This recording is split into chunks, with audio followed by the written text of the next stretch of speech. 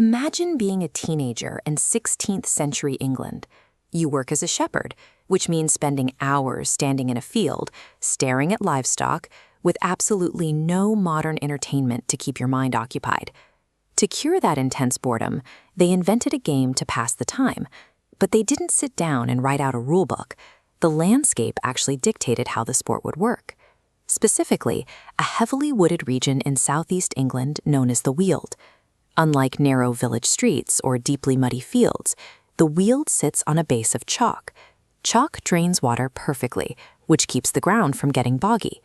Combine that dry dirt with massive flocks of sheep acting as natural lawnmowers, and you get large clearings of perfectly flat, incredibly short grass. With a natural playing surface handed to them, the first players built the game using whatever was in their pockets and pastures. A hard, matted lump of sheep's wool became the ball. A shepherd's crook served the bat, and for a target to defend, they used a three-legged milking stool or the small wooden gate used to pen the animals. Cricket emerged as a byproduct of the dirt, the grass, and the daily tools found in these forest clearings. These specific conditions in the Weald dictated the physics of the game long before anyone thought to write down a formal rulebook. This illuminated manuscript shows the medieval wool and cloth trade in action.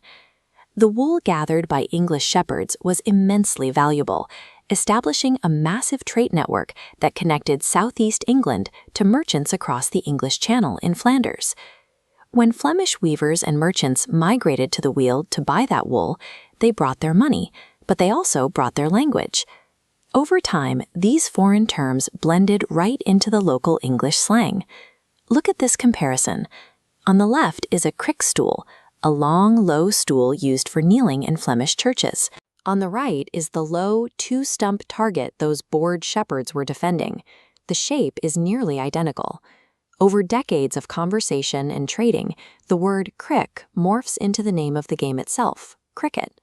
Following those same commercial roads and rivers, the game spread outward. It moved from remote sheep pastures into town centers, becoming a favorite recess activity for students. We have legal proof of this from 1598, when a 59-year-old man testified in court that he and his friends regularly played the sport on a specific plot of schoolyard land decades earlier. A local way to kill time was now woven into the regional culture. The game's very name serves as a permanent, fossilized record of the 16th century global supply chain. By the 1600s, adults were playing regularly, and that popularity brought trouble. The rise of strict Puritanism meant Sundays were strictly reserved for church. Grown men were routinely hauled into court and prosecuted for skipping sermons to play matches in the churchyard. That legal pressure evaporated in 1660, when the English monarchy was restored. Wealthy aristocrats returning to their country estates discovered the local game and brought a massive influx of cash. They turned these village matches into intense, unregulated gambling events, betting sums that exceeded what a normal worker would earn in a lifetime. When you are betting thousands of pounds on a game, you want to guarantee you win. To protect their wagers, wealthy nobles began paying the most talented local village players to join their teams. This thirst for gambling money effectively created some of the very first professional athletes. All this fierce competition naturally led to technical innovation. For centuries, the ball had been rolled along the ground, like in bowling, but around 1760, players realized that throwing the ball through the air, forcing it to bounce unpredictably in front of the batter, made it far harder to hit. This diagram breaks down how that single change forced players to adapt their tools. When the ball rolls smoothly along the grass, a curved hockey-style stick is the perfect tool to sweep it away.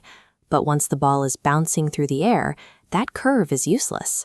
To block an airborne pitch, players had to flatten the wood, creating the iconic straight bat used today. High-stakes wagers turned a local folk game into a specialized athletic contest. The hunt for profit standardized the way balls were delivered and bats were built, moving the sport into its professional era.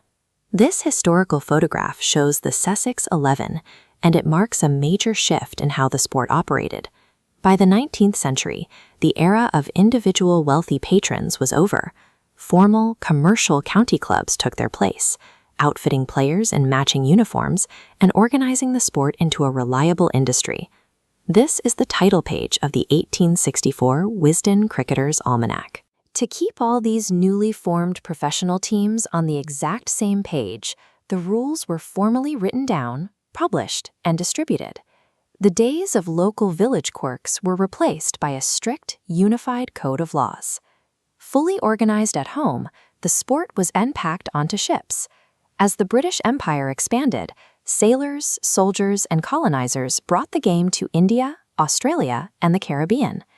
They used the sport deliberately, treating it as a tool to project British culture and discipline onto colonized populations. Colonized nations in the West Indies and India adopted the game and eventually used it to beat the British at their own contest. On the pitch, a victory over an English team served as a visible proof of national strength and a challenge to imperial authority. Today, it is the second most watched sport on the entire planet.